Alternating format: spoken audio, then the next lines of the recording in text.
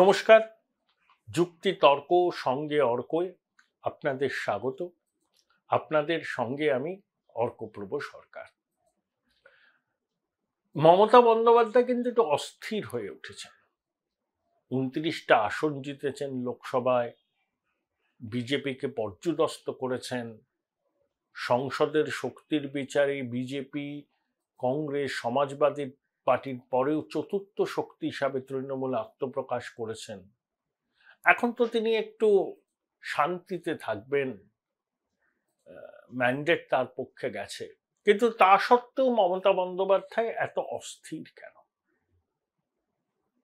আসলে বোধহয় মমতা বন্দ্যোপাধ্যায় চেয়েছিলেন যে কোনো মূল্যে ইন্ডিয়া জোট দিল্লিতে সরকার গঠনের জন্য ঝাঁপাক, কিন্তু কংগ্রেস, আমার মনে হয় সঠিক সিদ্ধান্ত কংগ্রেস নিয়েছে, 99 জন সাংসদকে সঙ্গে নিয়ে, এত শরিককে নিয়ে কেন্দ্রে সরকার গঠনের দাবি জানালে সেটা যে বুমেরাং হতে পারে সেটা কংগ্রেস নেতৃত্ব আগে ভাগে বুঝেই সচেতনভাবে বিরোধী আসনে বসার সিদ্ধান্ত নিয়েছে। সোনিয়া গান্ধীর একবার মুখ পুড়েছিল সরকার গঠনের দাবি জানাতে গিয়ে, সেই অভিজ্ঞতা থেকে শিক্ষা নিয়েই সম্ভবত কংগ্রেস এবার আর ওই রাস্তায় মারায়নি।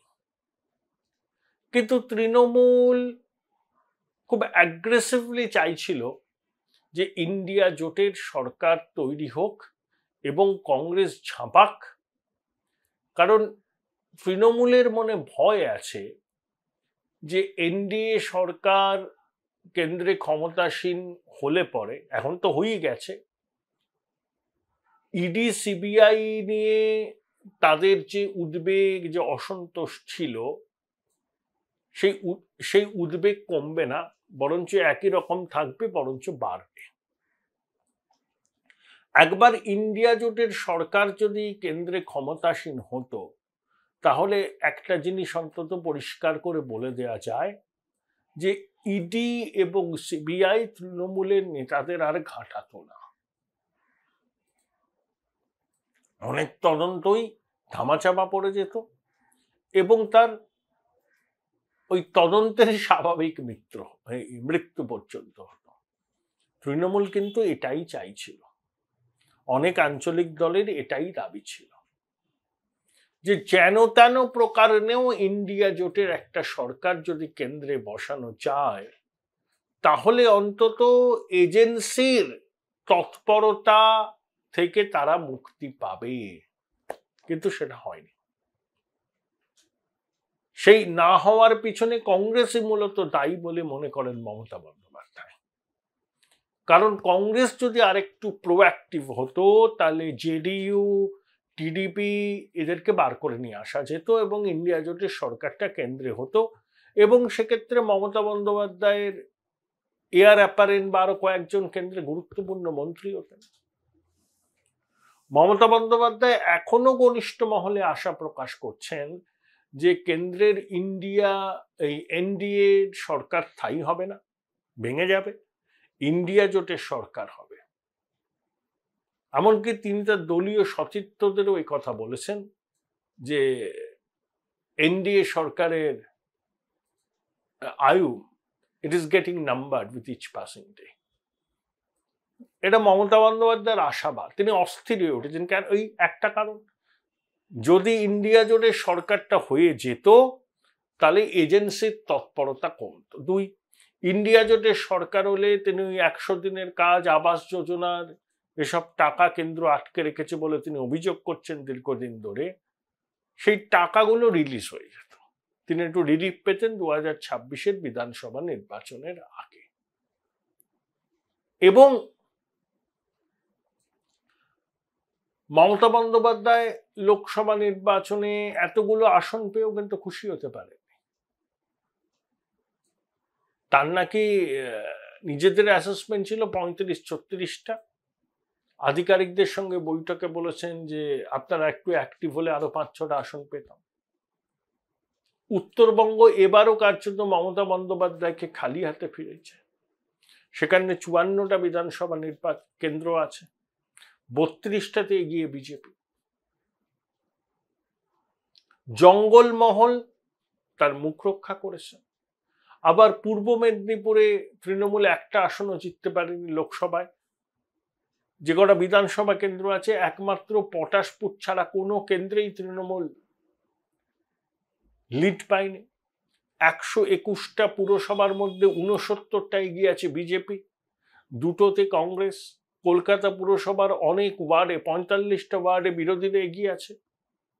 মমতা বন্দ্যোপাধ্যায় বুঝেছেন যে শাসক দলের বিরুদ্ধে যে দুর্নীতির অভিযোগগুলো উঠেছে সেটা একটা মান্যতা পেয়েছে অনেক জায়গায়, শহরে শহরাঞ্চলে। লক্ষ্মীর ভান্ডার বারবার তো নির্বাচনী বৈতরণী পার করাবে না। এখন নির্বাচনের আগে বিজেপি যদি অন্নপূর্ণা ভান্ডার বলে, যদি বলে যে তারা ক্ষমতায় আসলে প্রথম ক্যাবিনেটে অন্নপূর্ণা ভান্ডার চালু করবে, তাতে মাতৃশক্তিকে মাসে 3000 টাকা করে দেয়া হবে, তার যে অভিঘাত ভোটারদের মনে পড়বে না এরকম কোনো গ্যারান্টি দেওয়া যায় না। এবং রাজ্য সরকারের পক্ষে, তৃণমূল সরকারের পক্ষে রাতারাতি লক্ষ্মীর ভান্ডারকে 3000 টাকা করা সম্ভব নয়, সেই সামর্থ্য তাদের নেই। তাহলে এমন ঋণ করতে হবে তো তখন আর কোনো কাজই কার্যত হবে না। পরিকাঠামো বলুন, স্থায়ী সম্পদ বলুন, সব কাজেই শিখেই উঠবে। তা সেই রাস্তায় মমতা বন্দ্যোপাধ্যায় ইচ্ছা থাকলেও হাঁটতে পারবেন না। এবং বিজেপি তাদের কি বলবো, নির্বাচনী ভরাডুবির কারণ খতিয়ে নিশ্চয়ই দেখবে। তাতে লক্ষ্মীর ভান্ডারের ভূমিকা কতটা তারা নিশ্চয়ই দেখবেন। দেখুন, মুসলমানরা বিজেপিকে ভোট দেবেন বলে আমার মনে হয় না। অল্প কিছু মানুষ হয়তো দেন, মহিলাদের একটা অংশ দেন, সেটা খুব অল্প। কিন্তু লক স্টক অ্যান্ড ব্যারেল বিশেষ করে দক্ষিণবঙ্গে তৃণমূলকে, উত্তরবঙ্গে বাম কংগ্রেসকে সমর্থন করেছে। তাহলে বিজেপি পরীক্ষায় বসছে 70 নম্বরকে ক্যাপিটাল করে, আর তৃণমূল বসছে 100 নম্বরকে ক্যাপিটাল করে। তাই বিজেপির যারা কোর সাপোর্টার, বিশেষ করে হিন্দুরা, তাদের কনসলিডেশন বাড়াতে পারলে বিজেপি কিন্তু ক্ষমতায় আসার ওই ক্রিটিক্যাল মাসটা পেয়ে যাবে। এটা মমতা বন্দ্যোপাধ্যায় জানেন। লক্ষ্মীর ভান্ডার, মাইনরিটি কনসলিডেশন, একটা দুটো নির্বাচনের বৈতরণী বের করে দেয়, কিন্তু বারবার এক জিনিসের পুনরাবৃত্তি হয় না। 26-এ যখন নির্বাচন হবে, মমতা বন্দ্যোপাধ্যায় সরকারের বিরুদ্ধে 15 বছরের প্রতিষ্ঠান বিরোধিতার হাওয়াও থাকবে। Join Indian Institute of Hotel Management now. Right choice, right decision. এই সরকারের অতি বড় সমর্থকও দাবি করতে পারবেন না যে এই সরকারের আমলে শিল্পায়নের জোয়ার হয়েছে। মমতা বন্দ্যোপাধ্যায় শেষ কবে একটা কলকারখানার উদ্বোধন করেছেন আমার মনে হয় সম্ভবত তিনিও সেটা ভুলে গেছেন। সাস্টেনেবল ডেভেলপমেন্টের মডেল না থাকলে সামাজিক কর্মসূচি বেশি দিন চালানো যায় না। এটা বাস্তব, এটা সত্য, পরীক্ষিত সত্য। There is no alternative sustainable ডেভেলপমেন্টের মডেল তৈরি করা। তার জন্য বিনিয়োগ সরকারি এবং বেসরকারি এবং কর্মসংস্থান লাগে। তাতে রাজস্ব বাড়ে, রাজস্ব বাড়লে পরে সামাজিক কর্মসূচি চালানো যায়। মমতা বন্দ্যোপাধ্যায় একটা জিনিস বুঝেছেন যে শিবরাজ সিং চৌহান এসছেন নতুন গ্রামোন্নয়ন মন্ত্রকের দায়িত্বে, মুখ্যমন্ত্রী হিসেবে 18 বছর তিনি আছেন। তার রাজনৈতিক অভিজ্ঞতা এবং প্রশাসনিক অভিজ্ঞতা মোটেই ফেলনা নয়, বরঞ্চ মমতা বন্দ্যোপাধ্যায়ের থেকে তার বেশি। তাই এই শিবরাজ সিং চৌহান হয়তো গিরিরাজ সিং নয়, তিনি যে আশা মাত্র সমস্ত ফান্ড রিলিজ করে দেবেন এমন ভাবার কোনো কারণ নেই। এবং কেন্দ্রের টাকাটা না পেলে যতই নির্বাচনের আগে মুখ্যমন্ত্রী বলুন না কেন বাংলার আবাস যোজনা আমরা করে দেব, 50 দিনের কাজের আইনি অধিকার নিয়ে আইন পাশ করব, তিনি জানেন এই টানাটানি সংসারে এইগুলো করা কতটা কষ্টসাধ্য। কেন্দ্রের সহায়তা না পেলে একটা রাজ্যের পক্ষে সামাজিক কর্মসূচি চালানো অসম্ভব। কিন্তু মমতা বন্দ্যোপাধ্যায় নতুন সরকার শপথ নেওয়ার পরে তিনি বললেন অগণতান্ত্রিক, অসাংবিধানিক। গোসাগরে খিল দিয়ে নিজের ঘরকে নিষ্প্রদীপ করে রাখলেন। রায় বেরিয়ে গেছে, মানুষ জনাদেশ তো সবাইকে মানতে হবে, জনদেবতার রায়। উত্তরপ্রদেশে বিজেপি শোচনীয় ফল করেছে, কিন্তু তারা 240টা আসন পেয়ে, এনডিএ 293টা আসন পেয়ে ক্ষমতায় গেছে, শপথ নিয়েছে।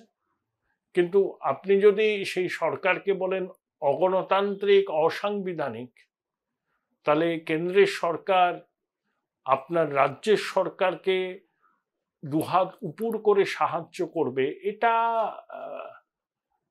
ভাবা বোধহয় উচিত নয়। কারণ সৌজন্য তারাও প্রত্যাশা করে। দেখুন, বিগত অন্তত এই প্রথম মোদী সরকার থেকে তৃতীয় এনডিএ সরকার সমস্ত বিষয়ে কেন্দ্রের সঙ্গে রাজ্যের সঙ্গে। আমরা আয়ুষ্মান ভারতের সুবিধা পাই না, আরো অনেক কেন্দ্রীয় প্রকল্পের আওতায় থেকে আমরা বাদ। কেন? সরকারি প্রকল্পের সুবিধা দেশের নাগরিক তো পেতেই পারেন, কেন্দ্রীয় সরকারের প্রকল্পের সুবিধা আমরা পাবো না কেন? বিরোধী শাসিত রাজ্যগুলোতেও আয়ুষ্মান ভারত রমরম করে চলছে, শুধুমাত্র পশ্চিমবঙ্গ। আপনি কেন্দ্রীয় সরকারের সঙ্গে পায়ে পা লাগিয়ে ঝগড়া করে রাজ্যের উন্নতিতে তাদের সহায়তা এক্সপেক্ট করতে পারেন না। এখানে কিন্তু সেটাই হচ্ছে। ধরুন, শিল্পপতিরা যে যে রাজ্যে বিনিয়োগ করে, তার আগে তারা কেন্দ্রীয় সরকারের মনোভাব জেনে নেয় যে সেই রাজ্যে বিনিয়োগ করার ক্ষেত্রে কেন্দ্রীয় সরকার কি ভাবছে। অনেকে বলেন অনেক শিল্পপতি রাজ্যে বিনিয়োগ করতে চাইছেন না,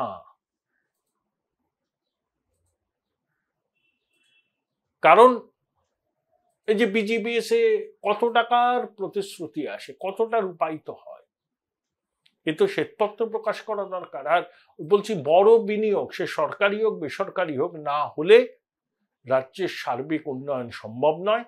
এবং একই সঙ্গে সাস্টেনেবল ডেভেলপমেন্টের যে মডেলের কথা বারবার করে বলছেন অর্থনীতিবিদরা, সেটাও সম্ভব নয়।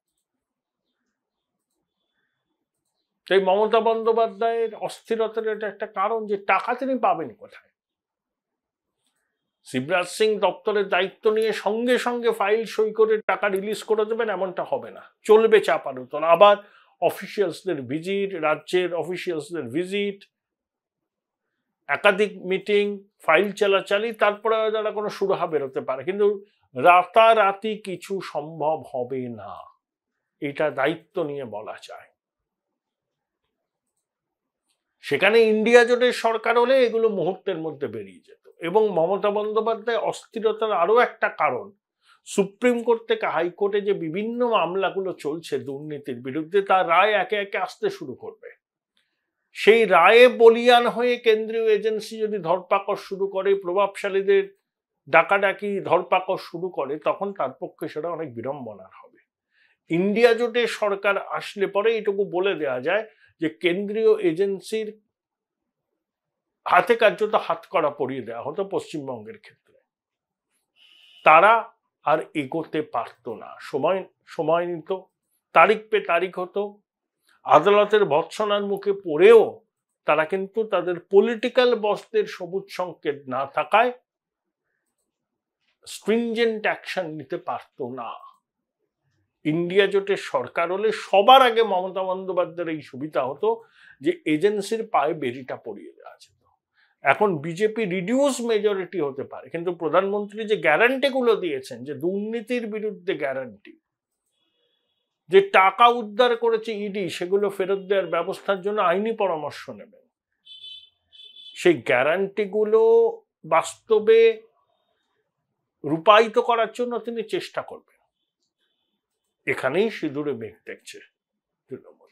এবং তৃণমূল এটাও বুঝতে পারছে যে এই সরকার আস্তে আস্তে নিজেদের পজিশনকে কনসলিডেট করবে।